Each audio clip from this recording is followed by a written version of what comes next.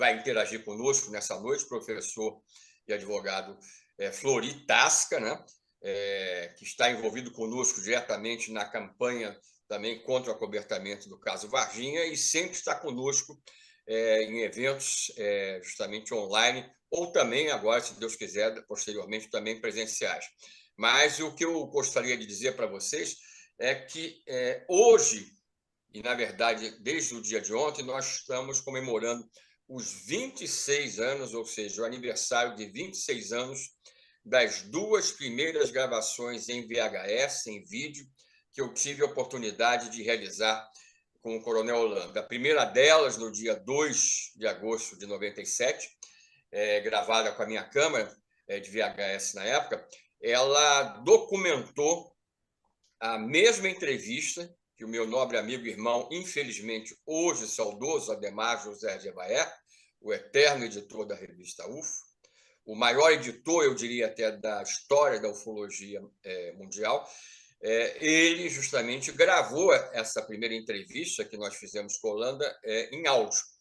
E eu que tinha levado a minha câmera de VHS, eu solicitei justamente ao próprio coronel se seria possível uma gravação desse nível, e ele permitiu, aqueceu desde o início. No dia seguinte, essa gravação, frisando, ela tem aproximadamente 2 horas. Agora, no dia seguinte, no dia 3 de agosto, aí sim eu gravei uma outra entrevista menor, até com mais cuidados técnicos, vamos colocar dessa vez, em que eu pedi ao coronel que só se reportasse, basicamente, aos casos de contato ou às experiências pessoais dele. E isso foi feito e isso foi gravado também. Naqueles momentos iniciais, na casa, ou melhor, no apartamento do coronel Yuranger Holanda, em que ele residia com a família na cidade de Cabo Frio, na região litorânea do estado que eu sou nascido, ou seja, o Rio de Janeiro, eu tenho certeza que nem eu, nem o Jevaé tínhamos a menor ideia da importância que aquele dia assumiria nas nossas vidas pessoais, eu diria, para a própria vida do coronel e evidentemente, na história da ufologia brasileira e mundial. Mas nós vamos conversar a respeito disso, eu vou descrever como é que se deu esse processo, e eu chamo agora o meu nobre amigo e irmão, doutor Flori Tasca, para que dê o seu boa noite para todos que estão aqui nos acompanhando, e vamos começar esse papo, essa conversa, porque é a primeira vez, na verdade, depois de todos esses anos, que na data exata das 2 primeiras gravações em VHS, que eu tive o privilégio de fazer com a Holanda, nós estamos justamente fazendo uma live, ou estamos fazendo um evento para lembrar esse momento de maneira indiscutível histórico. Boa noite, Petit. Boa noite a todos os que estão acompanhando essa transmissão e também um olá para quem tomar contato com esse material posteriormente. De fato, trata-se de uma homenagem muito merecida, porque, sem exagero, Petit, esse material que vocês obtiveram, esses depoimentos que você e Gevaer conseguiram do Coronel Holanda, são uma espécie de divisor de águas dentro da história da ufologia, porque foi justamente a partir dos depoimentos do Coronel Holanda que se permitiu um fortalecimento da busca pelo desacobertamento das informações ufológicas, ao menos em território brasileiro. Foi a partir daí, se bem sei, você como testemunha ocular da história, como diria o repórter Esso antigamente, pode confirmar ou não, mas foi a partir daí que se deflagrou a campanha sobre a liberdade de informação e que gerou, de fato, o conhecimento público de muita documentação oficial em nível nacional brasileiro, mas com importância mundial, de significativos eventos ufológicos, e um dos principais, a Operação Prato. Então, está de parabéns o Marco Antônio Petit por essa iniciativa, por essa justa homenagem, e oxalá o espírito imortal do Holanda esteja acompanhando, ou ao menos tome conhecimento do legado que ele deixou, do testemunho que ele deu e da lembrança que nós preservaremos sempre a respeito dessa contribuição em favor da verdade. Obrigado pela oportunidade de estar aqui contigo, Petit. Tasca, você foi exato na sua percepção da importância justamente desses depoimentos como um verdadeiro divisor, como verdadeiros divisores de água dentro da história da ufologia brasileira. E eu gostaria também de ressaltar nesse momento que essa homenagem à Holanda, é claro que também é ostensiva merecidamente ao meu nobre amigo e irmão. Você conviveu muito com ele, Ademar José de Evaer, porque sem ele também esse processo não teria se dado. Isso é fundamental que a gente possa ressaltar. Petit, nós temos visto que muitas vezes, não é raro acontecer, de pessoas que tiveram experiências envolvendo o fenômeno ufológico, pressentindo o momento da transição deste mundo para outro, então muitas vezes no leito de morte, acabam se sentindo impelidos a contar aquilo que eles sabem, né? E, infelizmente, o que aconteceu no caso da Holanda foi que pouco tempo depois dele ter dado essas entrevistas a você e ao nosso saudoso Geva, ele acabou tirando a própria vida. Obviamente que ainda hoje existe aí uma teoria de conspiração, né? Que diz que apagaram ele, porque ele ousou falar, mas a gente sabe que isso é besteira. Você já em várias outras ocasiões nos esclareceu que não foi assim que aconteceu, embora, evidentemente, haja aspectos aí da intimidade, da individualidade da pessoa que não convém jamais, né, ser levado a público. Mas me diga uma coisa, Petit, conta aqui para nós que estamos participando desse evento. Você acha que tem alguma relação o fato dele talvez estar planejando sair dessa vida e então ter, de certo modo, precipitado, ou sei lá, decidido, tomado a decisão de contar tudo o que ele sabia? Qual é a sua percepção a respeito disso, Petit? Olha, eu tenho, Tasca, eu já tive a chance, na verdade, de fazer uma leitura bem objetiva sobre isso que você está me questionando, fazendo essa colocação. E isso a partir do que eu convivi, ou melhor, daquilo que eu vivenciei junto com o Geva, nesses 2 dias iniciais lá em Cabo Frio, como também aquilo que eu fui testemunha que acontecia com o próprio Holanda, periodicamente, que era a manifestação de momentos mais graves de um processo de depressão. Porque o Geva, ele, após as gravações daqueles 2 dias iniciais da minha convivência com o próprio Holanda, ele voltou para Campo Grande, onde era a sede da revista UFO, e eu era a pessoa fisicamente mais perto e eu falava com o Holanda, às vezes, 2, 3 vezes por semana, ao telefone. E o que aconteceu? Ele, quando justamente do primeiro encontro comigo e Jevaer em Cabo Frio, nós já estávamos sendo testemunhas desse processo que envolvia algo ligado a um estado depressivo e que, inclusive, a gente pôde perceber, e isso ele não fez nenhum segredo para nós, as origens desse processo depressivo.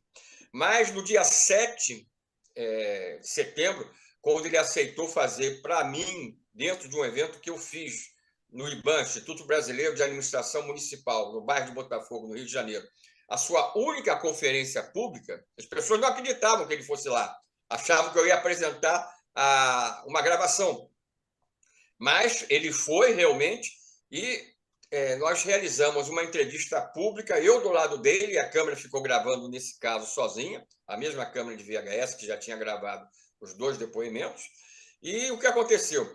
Ele, no findar da própria apresentação, em que ele respondeu todas as minhas perguntas na frente de um público numeroso, um dos presentes chegou para ele e perguntou, na hora das perguntas, dos questionamentos: Coronel, o senhor ficou esse tempo todo em silêncio?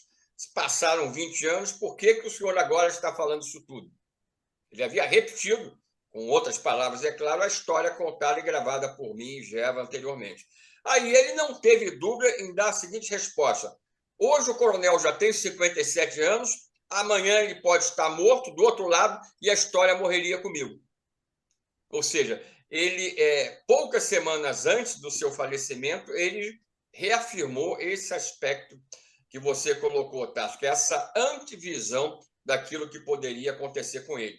Eu não estou dizendo que ele tinha marcado a data para o seu suicídio, mas ele sabia perfeitamente, eu tenho total convicção disso, que ele vislumbrava, dentro do processo depressivo que ele vivenciava, esse tipo de possibilidade sem um controle maior ou sem mesmo a escolha de uma data. Ou seja, ele sabia que estava deixando um legado não só para nós, pesquisadores, com os que ele vinha mantendo esse tipo de contato diretamente a partir daquele dia 2 e 3 de agosto, mas também para a população do país, para aqueles interessados na ufologia e, inclusive, para a ufologia mundial. Ou seja, um legado inquestionável que ele tinha noção que ele deveria deixar. Muito bem. Peti, eu gostaria de mostrar para o pessoal aqui UFOs, Depoimentos Históricos, livro da sua autoria, e quero te fazer uma pergunta sobre o conteúdo desse livro. Na parte em que você trata da Operação Prato e que reproduz uma entrevista exclusiva que o Coronel Holanda concedeu a você, me chamou a atenção aqui uma curiosidade, uma peculiaridade que eu ainda não consegui entender o sentido, a motivação, o porquê. Aqui na página 61 do livro, o Coronel Holanda se reporta, então, às luzes que saíam daqueles artefatos, né, que se direcionavam a pessoas. Então, ele diz assim, ó, essa luz, essa incidência vinha na mulher, preferencialmente nas mulheres, acima do seio esquerdo e ficava uma queimadura no lugar. Por que isso, Petit? Por que nas mulheres, preferencialmente? Na tua interpretação, ao menos, né? Olha, Tasca, realmente, não só ele, como comandante da operação, mas todos aqueles que tiveram envolvimento naquela época, estavam na região, percebiam que havia uma espécie de escolha maior para, vamos chamar assim, entre aspas, o público feminino. Na seguinte proporção, de cada 10 casos, 8, entre aspas, vítimas eram do sexo feminino. A gente não sabe, não tem uma explicação realmente até hoje para esse fato. O próprio Holanda conseguiu entender muito do que estava acontecendo por trás dessas manifestações, passou essas informações para mim, para o Geva inicialmente, inclusive, mas sobre esse aspecto ele apenas firmou a ideia que assim se processava esse tipo de fenômeno, que na época foi batizado de fenômeno chupa-chupa, até de uma maneira, eu diria, até grotesca e sensacionalista de uma imprensa não tão séria como a gente gostaria de ter lá na região. Agora, é importante que a gente ressalte, Tasca, que, curiosamente, ele, que comandou toda a operação, que manteve seus próprios contatos junto também com seus companheiros da área de inteligência do primeiro Comar, ou seja, da área justamente que lidava com esse tipo de fenômeno lá na região naquelas semanas ou meses, ele não tinha uma visão negativa daqueles fenômenos. Ele achava que simplesmente aqueles seres por trás daquelas manifestações estavam, na verdade, retirando algum material biológico, provavelmente sangue, nas palavras dele, e eu concordo plenamente com a visão do Holanda quanto a isso, para que esse material fosse estudado através da alta tecnologia desses seres, para que houvesse algum tipo de produção de um antídoto ou antídotos, ou, entre aspas, algum tipo de vacina, para que eles, ao entrarem em contato no futuro com a nossa humanidade, não fossem, vamos dizer assim, infectados ou sofressem algum tipo de problema de saúde ao terem contato com as nossas doenças, muitas delas que a gente mantém sob controle. Essa era a ideia do Holanda, para isso ele conseguiu realmente vislumbrar uma explicação. E é de se ressaltar que nenhum militar que participou da operação foi atingido por aquele tipo de raio, ou de raios, na verdade, porque existiam vários tipos, que eram utilizados justamente para a retirada desse material. Bom, você acabou adiantando, então, a resposta ao meu próximo questionamento aqui, que era justamente sobre isso, né? A possível motivação, porque até onde eu sei, foi nessa entrevista que ele deu a você, que está publicada aqui no livro, que ele justamente se refere, né, a uma teoria que ele desenvolveu, inclusive como oficial de guerra na selva da Força Aérea Brasileira, quando ele tomava contato com tribos isoladas de indígenas e tomava todo o cuidado, ele com sua equipe, né, para não contaminar aquelas tribos com doenças que possivelmente eles poderiam adquirir pelo contato com pessoas estranhas, no caso. Então, era justamente isso que eu queria te perguntar. Agora, eu tenho uma outra curiosidade, Petit, e Pois não. talvez até eu tenha feito essa pergunta para você em outro momento, em outro evento, mas sempre vale a pena a gente voltar ao tema. Eu mesmo fiz o serviço militar obrigatório em 1987 e eu sei da relação íntima que tem do militar com sua arma. Então, todos os militares em serviço estão sempre armados, sempre. Isso não tem praticamente exceção. E aí, quando Coronel Holanda dá aquela primeira entrevista que está publicada no YouTube, ele diz que não, que eles não estavam armados. E isso me causou uma super estranheza, porque contraria até mesmo os protocolos militares, né? Qual é a tua percepção? O que você pode nos dizer a respeito disso, Petit? Com certeza. Como você falou do YouTube, é um bom momento para eu explicar uma coisa.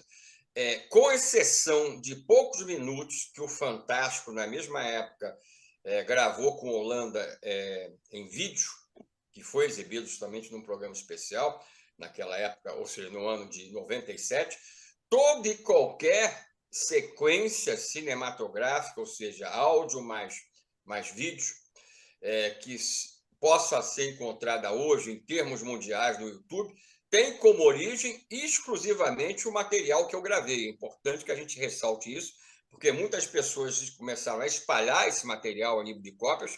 E, infelizmente, nem sempre tem uma ética de dizer a origem, a fonte desse material. Tá, que existem canais que eu já encontrei, até em épocas recentes, que associam com uma espécie do logo próprio do canal esse tipo de material que foi gerado por mim, através da minha câmera, em 3 momentos distintos de gravação, com a participação na primeira fita diretamente do próprio Gelo, e muitas vezes isso é esquecido, né? Mas o fato é que esse tipo de questionamento que você falou, ele encontra respaldo não só nas gravações, 3 que foram feitas com a Holanda, que eu já escrevi em que situações, mas também numa ampla conversa que eu e o Jevaé tivemos ao longo de 2 dias. Porque, olha, se eu gravei junto com o Geva 2 horas, no dia seguinte gravei pouco menos de 1 hora, que é essa entrevista exclusiva que eu transcrevi justamente para esse que é o meu 13º livro, o UFOS Depoimentos Históricos. Depois nós temos uma outra gravação de 1h30, 1h45 aproximadamente. Olha, só lá em Cabo Frio, eu e o Geva passamos quase 48 horas conversando com a Holanda. Então é importante que a gente ressalte o quê? Que muitas das informações que, por exemplo, o Geva poderia passar, que eu podia passar no passado como passei, e hoje ainda faço isso, não estão gravadas. E isso é uma oportunidade que, felizmente, também nós tivemos. Mas dá um Porque, exemplo para nós aí, dá um exemplo, dá um exemplo. olha, uma das coisas que eu considero mais instigantes, mais provocativas, é aquilo, por exemplo, que ele me contou no início da tarde do dia 7 de setembro de 97, ou seja, no dia que logo em seguida, quando fosse 15 horas, ele e o hipnólogo Mário Rangel, que estávamos almoçando por volta de 1h da tarde, daquela data que eu acabei de citar, num restaurante do Rio, nós, em seguida, iríamos justamente para o evento, onde ambos iriam fazer as palestras que foram realizadas. E aí o Holanda começou a revelar uma coisa bastante curiosa, primeira vez que ele falava nisso comigo, tendo a testemunha também de outro amigo pessoal meu, Renato Travasso, até hoje membro destacado do meu grupo de ufologia na cidade do Rio de Janeiro. Ele disse o seguinte, que quando eles começaram a analisar de maneira mais cuidadosa as filmagens, aí ele já não estava mais falando das fotos, mas das filmagens feitas por ele e o grupo dele, até de uma nave que tinha 100 metros no seu eixo maior, a forma de uma bola de futebol americano, que foi vista N vezes numa das noites de vigília que eles fizeram através de uma embarcação no rio Guajará-Mirim. O que ele disse? Quando eles foram ver o filme, principalmente esse específico desses momentos, eles verificaram que algumas coisas que apareciam nessa filmagem, ele e os seus comandados não recordavam de terem vivenciado ou terem visto de maneira surpreendente. Quando ele falou isso para mim e para o hipnólogo Mário Rangel, de São Paulo, também amigo nosso, hoje vivo ainda, o que aconteceu? Nós nos olhamos, né? Eu e o Mário Rangel, ele continuou a contar, e aí ele foi mais preciso no que ele estava querendo se referir, Tasca. Dando um detalhe, objetivamente falando, ele disse que no final de uma dessas filmagens, podia se perceber claramente quando o campo luminoso que envolvia esse objeto simplesmente desapareceu. Eles estavam a cerca de 70 metros no máximo de distância desse objeto, com cerca de 100 metros, no eixo maior. Ele e os seus comandados puderam ver, junto com outros membros da Força Aérea lá do Comar, que estavam, por exemplo, até a apresentação pública dessas filmagens, participando desse processo de análise, observação, eles notaram, ele próprio viu, como se fosse uma escotilha, uma porta na parte superior desse objeto, aberta. Ora, uma porta aberta ou uma escotilha aberta, isso só pode ter um sentido, era para alguém entrar ou alguém sair. Só que ele não se lembrava, inclusive, de ter visto esse detalhe quando da geração da própria filmagem. E ele continuou a conversar sobre isso. Nós sabemos que não só a Holanda, mas outros membros do próprio grupo investigativo da Força Aérea Local, eles acabaram se descobrindo implantados. Eles tinham implantes dentro dos seus corpos. Então, o que a gente começou... Inclusive, a Holanda mostrou na entrevista, né? Eu estava com a minha câmera na mão, né? As imagens que estão distribuídas aí também pela internet não são de uma foto ou de algumas fotos que eu bati. São imagens congeladas do vídeo em VHS que eu gravei nesse momento, em que o próprio GVS se aproximou dele para tocar até o braço do Holanda enquanto eu gravava. Então, às vezes as pessoas pensam que nós estávamos fotografando o braço dele. Não é. É a própria filmagem VHS que eu fiz, original, que depois eu, através de um programa especial do computador que eu tinha na época, eu pude congelar e transformar como se fosse foto. Agora, o que eu queria dizer para finalizar essa parte ou esse aspecto, tá? É que ele começou a passar outros detalhes que indicavam uma grande possibilidade, não só dele, Holanda, mas também de seus comandados, terem tido algum tipo de experiência mais direta de contato com os próprios seres naquela noite do rio Guajará-Mirim. Porque a gente sabe que, posteriormente, 2 seres apareceram até dentro da residência dele, na área da própria base da Força Aérea, lá em Belém. Nós já estávamos planejando, antes do evento, daquele dia 7, antes do início do evento, eu, Holanda e o próprio Mário Rangel, o quê? Que o Holanda viria de Cabo Frio mais uma vez para o Rio de Janeiro, numa data que seria marcada. O Mário Rangel pegaria um avião e iria se encontrar comigo e Holanda na cidade do Rio de Janeiro, e lá seria feita a primeira regressão, a primeira hipnose para ver aquilo que provavelmente estava encoberto na memória consciente dele. Ou seja, dentro da história da Operação Prato existem muitos aspectos que ainda carecem, vamos dizer assim, de uma conclusão definitiva, mas que, sem dúvida nenhuma, indicariam uma perspectiva de contatos muito maiores do que aquilo que até de início as pessoas poderiam imaginar. Mas essa hipnose regressiva jamais aconteceu, correto? Não aconteceu porque ele já veio a falecer logo poucas semanas depois, antes de um mês depois desse nosso encontro, por conta do evento no Rio de Janeiro, bem no início do mês seguinte, ou seja, o mês de outubro, né?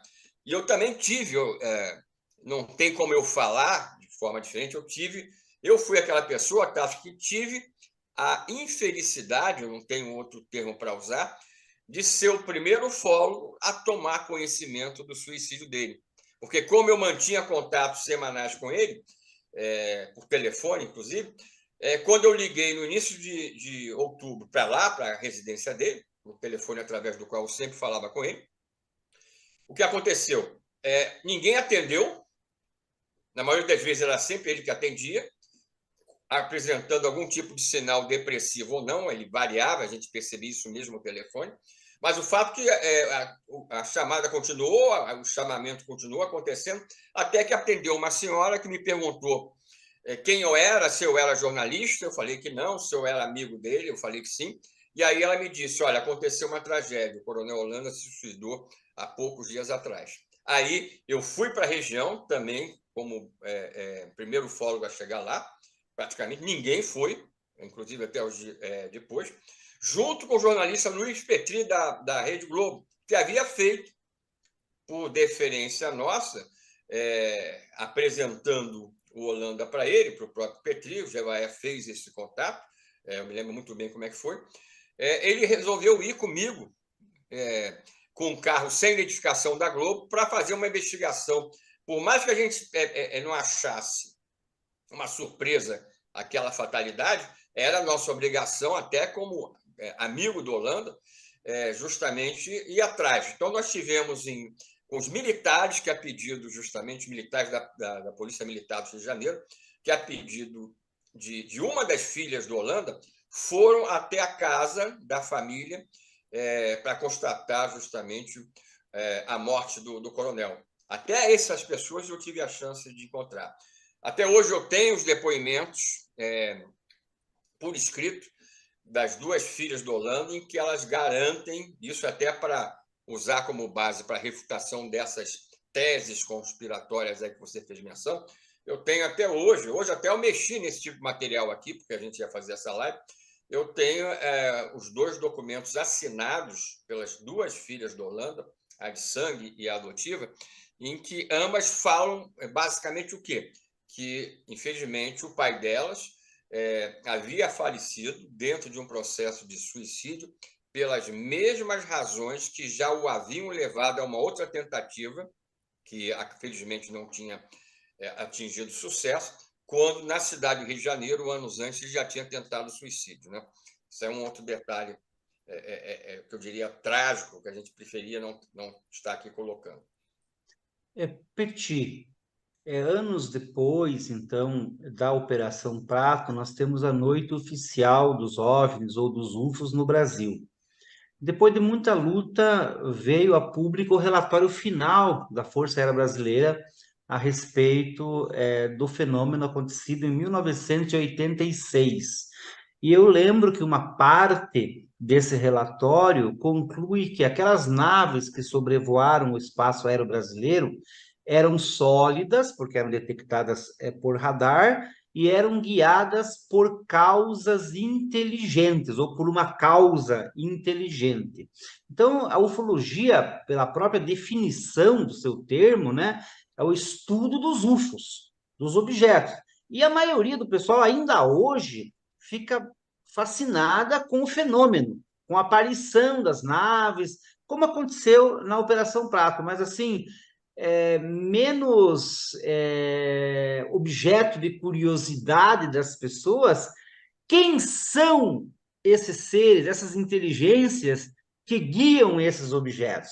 Então, em relação à Operação Prato, eu estava vendo hoje também, em preparação aqui ao nosso encontro, uma matéria publicada na Wikipédia a respeito disso, em que há reporte ali da aparição de alguns seres que em um e outro momento se manifestaram no contexto amplo da operação. O que você poderia nos dizer, então, a respeito dessas inteligências? Você se referiu agora há pouco a seres que até estiveram na residência do Coronel Holanda. Eram seres do tipo humanoide, eles tinham essa agenda que Coronel Holanda teorizou, né, a respeito de pesquisa biológica para um futuro contato público, o que tanto nós estamos esperando. O que você pode nos esclarecer a respeito das, entre aspas, das pessoas de outros mundos que estiveram aqui naquele 1977, antes e depois também? Perfeito, Tasca. Começando pela experiência, vamos dizer assim, entre aspas, final da Holanda. Já com o findar da Operação Prato, apareceram, tipo, se materializaram dentro do quarto dele, na própria área, né, onde nós temos também as instalações da Força Aérea Brasileira, ou seja, na casa dele, falando claramente, dois seres humanoides de baixa estatura, que chegaram para ele, e ele fala que não foi telepatia.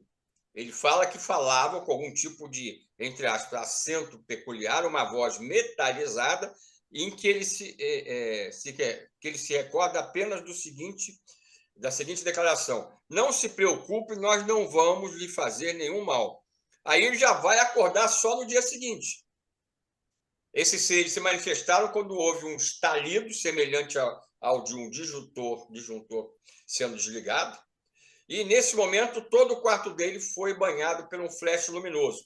Logo em seguida, quando ele se refez justamente desse flash, é que ele já nota os dois seres. O que ele se recorda em seguida? Além da fala que eu acabei basicamente com uma frase, de um desses seres, que eu acabei de expressar, logo em seguida o que ele se recorda é um outro estalido, um outro flash de luz, aí ele só vai realmente se dar conta a nível de consciência no dia seguinte. Ou seja, também nesse caso, claramente há uma memória que estava apagada, Tá, mas visivelmente. assim, esse tipo humanoide era mais semelhante a nós humanos, como no caso lá de Arthur Berlei, em 58, os acartianos eram praticamente idênticos a nós, mas só com uma cor de pele diferente, ou eram tipo greys ou outros seres assim? Perfeito, tá? Não tinham nada a ver de semelhança com os greys, eram, vamos dizer, praticamente iguais a nós, só que de baixa estatura. Agora, a própria operação investigou casos em que seres aí sim, diríamos, exatamente igual a nós, se tornaram visíveis. Inclusive, alguns deles tinham cabelo claro, eles eram louros, por exemplo. Né? Então, havia o envolvimento na Operação Prato, ou seja, dos casos investigados pela operação, de seres razoavelmente diferenciados, mas que tinham aparentemente no comando esses seres que são, como a gente conhece por outros casos, basicamente humanos até dentro dos padrões terrestres. Então, isso é uma outra coisa que a operação pôde, o próprio Holanda pôde constatar dentro da investigação que foi realizada. Né? Mas assim, Petit, eu quero voltar um pouquinho agora àquela questão que eu formulei antes para você. Por que é que um militar, um oficial da Força Aérea Brasileira, no comando de uma equipe em serviço, alegou na entrevista que deu que toda a equipe estava desarmada quando a arma dorme com o soldado vai ao banheiro com a sua arma, só na hora do banho ele deixa no lado para não molhar a arma, né? Mas às vezes até molha também quando atravessa um rio, alguma coisa assim. E isso me causa muita estranheza, já que eu também tive a oportunidade de ser militar. Explica para a gente aí, por favor, Perfeito. qual a sua ideia. Eu acabei emendando um outro aspecto da história e não toquei na sua pergunta. Tasca, realmente é uma coisa surpreendente o que aconteceu dentro da Operação Prato, a partir, reparem bem o que eu vou falar agora, do momento em que ele realmente se tornou o comandante da operação. Porque quando a operação teve início, o Holanda não estava nem em Belém. Ele estava servindo em Belém, mas fazendo um curso de aperfeiçoamento para promoção, inclusive, dentro da Força Aérea. para uma posição hierarquicamente superior no DF, no Distrito Federal, em Brasília. Mas aí ele volta no início da operação justamente para Belém e aí vai assumir justamente o mando de tudo que seria realizado. Antes, Tasca, para você ter uma ideia, e os nossos amigos e amigas que estão nos acompanhando nessa noite, antes dele assumir o comando da operação, como ia colocando, chegou-se a levar, os primeiros membros da inteligência da Força Aérea chegaram a levar fogo antiaéreo para a ilha de Colares, porque eles não sabiam o que eles iriam, entre aspas, enfrentar ou encontrar. Ou seja, sim, isso foi uma realidade testemunhada não só por militares, que, além daqueles que foram justamente para Colares, como sendo um fato, mas pela própria população do local, ou seja, Colares. Aí o que acontece? O Holanda realmente chega, assume o comando, e aí uma das suas primeiras ordens, qual foi? Que fossem abolidas todas as armas de qualquer tipo que poderiam, como você falou, em tese, normalmente serem utilizadas.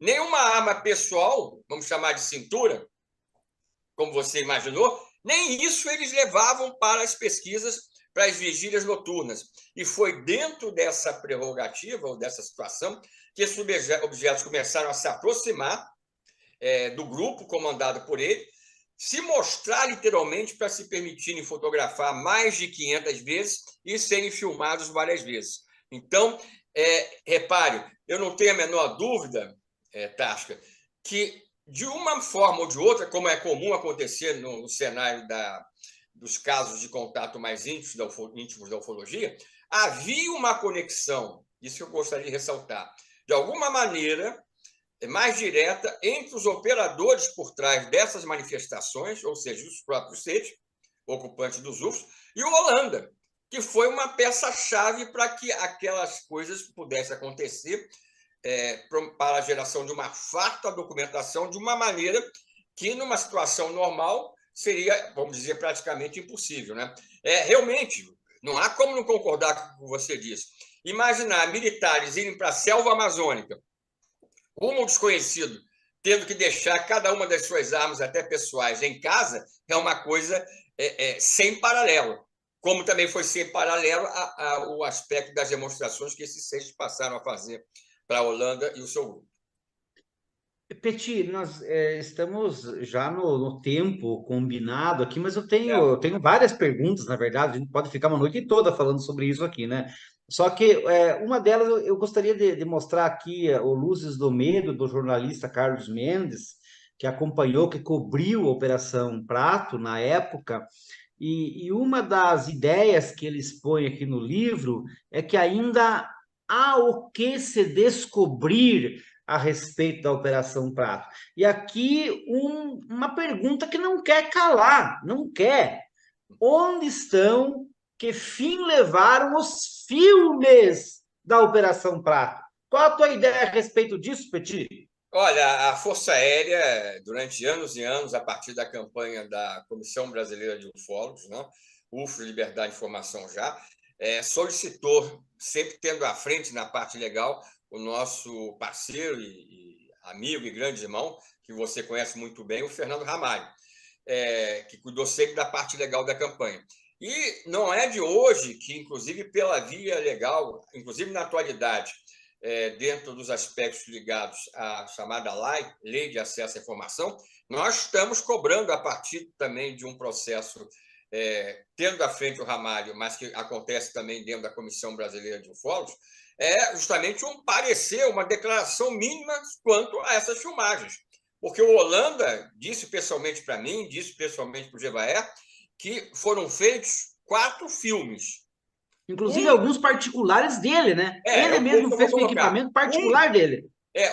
Ele fala que a Força Aérea veio de Brasília para que ele utilizasse, foi feito. E outros 3, ele próprio comprou, botou na filmadora e foram rodados. E ele disse que todos os 4 foram para Brasília, não ficaram no Comar, como ficaram partes das fotografias principais, pelo menos. E aí ele, quando encontrava com seus superiores, com o findado da Operação Prato, Isso dito literalmente para mim, Tasca. Ele disse o seguinte, que quando ele encontrava aqueles seus superiores, através dos quais os filmes tinham ido para Brasília, ele perguntava, cadê meus filmes? Com essas palavras. E, segundo Orlando, o que era dito para ele, era simplesmente o seguinte, estão guardados. Então, até hoje, nós estamos lutando para que a Força Aérea Brasileira dê uma explicação do paradeiro desses filmes, fale alguma coisa, porque eles não eles têm se esquivado de assumir um compromisso, seja para falar qualquer coisa em relação a essas filmagens. Atualmente, no momento atual da nossa campanha, ligada, que é o continuismo da campanha justamente iniciada no ano 2004, UFS, Liberdade e Informação Já, existe justamente já uma situação de vários recursos que o Ramalho impetrou para tentar, de alguma maneira, fazer a Força Aérea realmente se mexer e dizer alguma coisa sobre essas filmagens. Tasca, eu já acho que já te falei isso no passado, quando nós tivemos, junto com o Gevaer, Claudeir, Fernando Ramalho, Rafael Cury, Roberto Beck, lá no Comando de Defesa Aeroespacial Brasileiro, a convite justamente das altas patentes da Força Aérea Brasileira, em 2005, no início da nossa campanha, me foi facultado, de uma maneira detalhada, o exame por cerca de quase uma hora do relatório final da Operação Prato, assinado pelo próprio Holanda. 189 páginas de textos, fotografias, até mostrando sequências de UFOs que estavam se aproximando. Este relatório não está público ainda, né? O relatório final. Não se sabe por quê, já que o prazo de sigilo venceu, nunca foi liberado, ao contrário de outros materiais.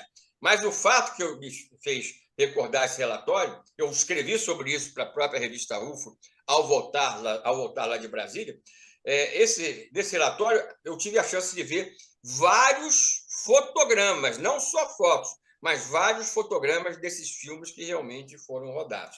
Então, existem coisas que a Força Aérea, até o momento, continua resistindo em apresentar, em liberar, ou, no mínimo, dar alguma explicação para justificar porque, ao contrário de várias fotos, esses filmes continuam sendo sonegados àqueles que têm justamente buscado, inclusive legalmente, o contato com os mesmos, como o nosso próprio grupo, né? Petit, o nosso tempo já foi, mas se você me permite fazer só mais uma pergunta? Perfeito. Mais uma só?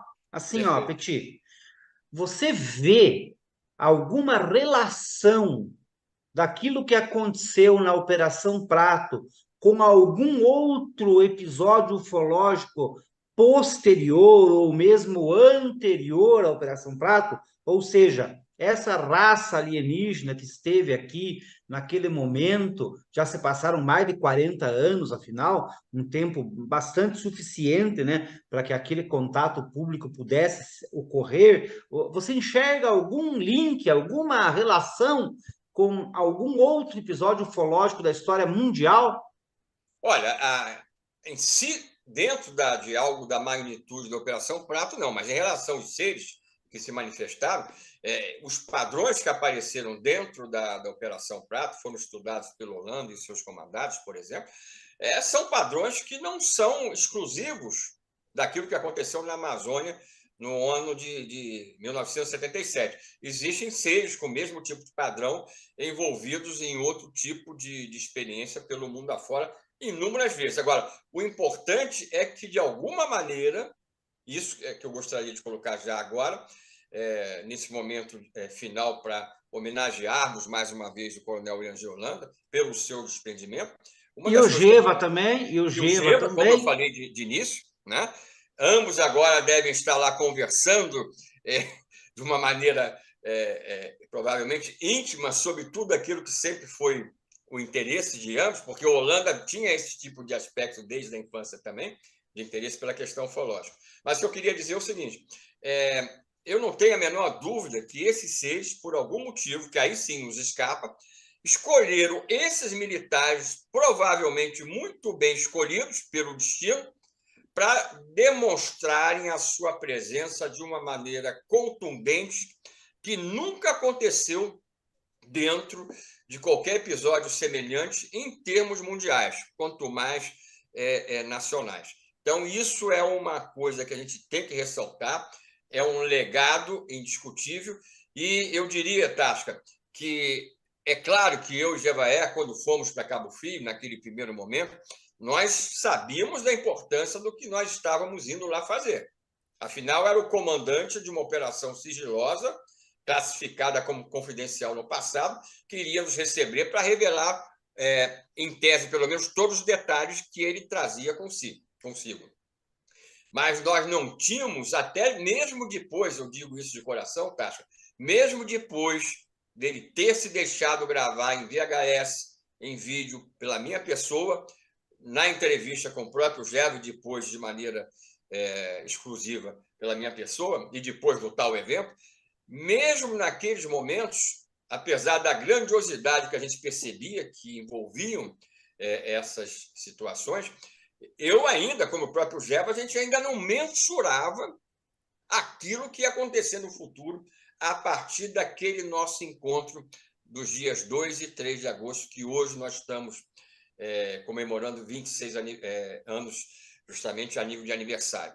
Porque a Operação Prato, como nós falamos no início, tanto você quanto eu, simplesmente iria, pela divulgação do material básico dela, que foram essas gravações que eu fiz, ela, de maneira definitiva, marcou a ufologia não só brasileira e mundial. Só para você ter uma ideia, Tassi, eu vou te dar só dois elementos que eu não comentei nunca. Não é nada secreto, é apenas que a gente tem tanta coisa para falar dessa história a nível de envolvimento pessoal que a gente poderia realmente conversar por dias recordando tudo aquilo que a gente teve a chance de vivenciar junto à Holanda, por exemplo. Mas repare bem o que eu vou colocar. Dia 2 e 3 de agosto, nós gravamos as duas primeiras fitas. No dia 7, ele dá o depoimento no tal evento para mim, lá no Rio de Janeiro, e mais 150 pessoas que assistiam. 7 de setembro. 7 de setembro. Né?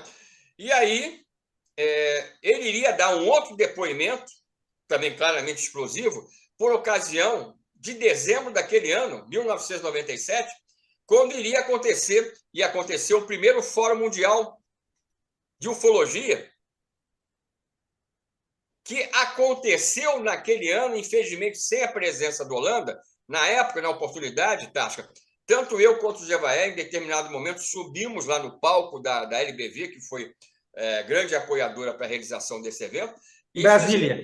Fizemos lá, eu e o Jevaé, uma homenagem ali, perante aquelas centenas de pessoas, lembrando que, se fosse pela nossa vontade, o Holanda estaria ali, como ele já tinha aceitado dar ter essa participação decisiva no evento. A própria CBU, Comissão Brasileira de Ufólogos, isso não é uma coincidência, é claro. Esses são os detalhes que eu estou dando que as pessoas não têm conhecimento. Ela foi criada logo nas semanas seguintes do falecimento do próprio Holanda. Essa comissão que depois seria a gerenciadora de quê? Da campanha UFOS, Liberdade, Informação Já. Então, a gente tem uma sequência de circunstâncias, de fatos, que as pessoas, em geral, não teriam nem como ter acesso, porque não participaram da história, que mostram o quanto de importante esse homem, esse militar, teve na história da ufologia mundial.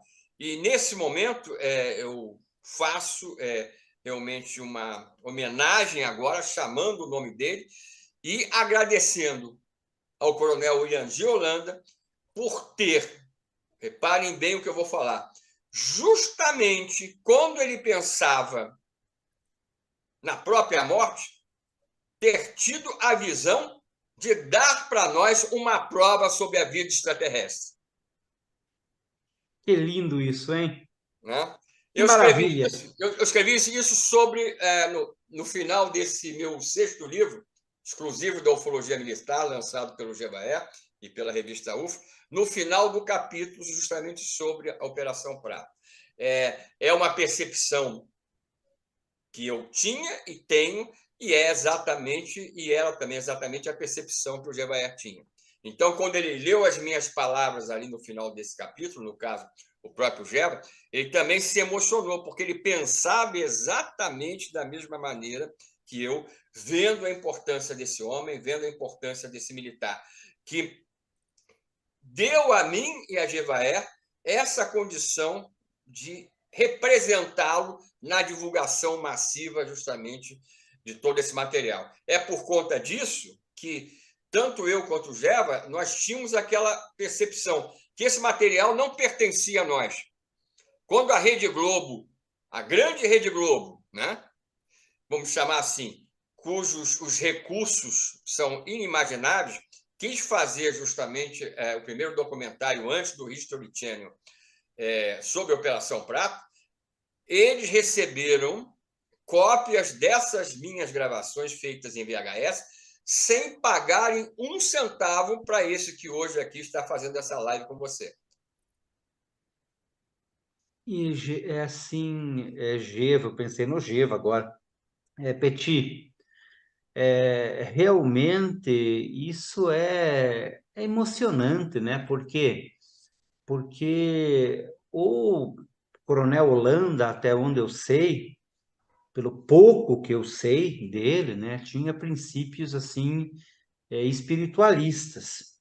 E ele acabou então desempenhando esse papel fundamental no desacobertamento do fenômeno ufológico, na busca da verdade que nós tanto ansiamos há tanto tempo, e uma luta na qual você é um general, eu sou um sargento, tipo assim, né? Mas, enfim, nós estamos irmanados nessa mesma causa. Então, de fato, essa é uma homenagem muito merecida e você fica de parabéns, viu, Petit, por essa lembrança, por esse registro. E acredito que o ano que vem a gente possa retomar esse tema, quem sabe até, né, com outras pessoas, num fórum mais amplo, porque esse é o tipo de evento, de memória que merece ser preservada. Estamos aí em busca da verdade, no caminho do desacobertamento, e como eu defendo aqui no meu livro, então vou fazer um comercialzinho aqui, então, o paradigma Alien, justamente a ufologia nos mostra que algo de errado não está nada certo com a ciência tradicional. Ou seja, que o paradigma que vigora ainda, que o ser humano é o centro do universo, está totalmente errado, que há uma miríade de civilizações convivendo com a humana e nós da humanidade ainda somos, entre aspas, como defendem algumas doutrinas religiosas, especialmente a doutrina espírita, nós somos infantes. Nós ainda estamos na infância da inteligência cósmica, de modo que esse trabalho que você desenvolve, que Geva desenvolveu durante toda a sua vida, que muita gente está irmanada hoje, para o qual o depoimento de Coronel Holanda foi fundamental, é um trabalho de educação, de esclarecimento, é um trabalho fundamental para o futuro da humanidade. Então, de minha parte, Petit, só uma palavra só, para resumir tudo. Gratidão pela oportunidade de participar contigo desse momento tão relevante, tão bonito, em homenagem ao Coronel Holanda e ao nosso querido Geva. Perfeito.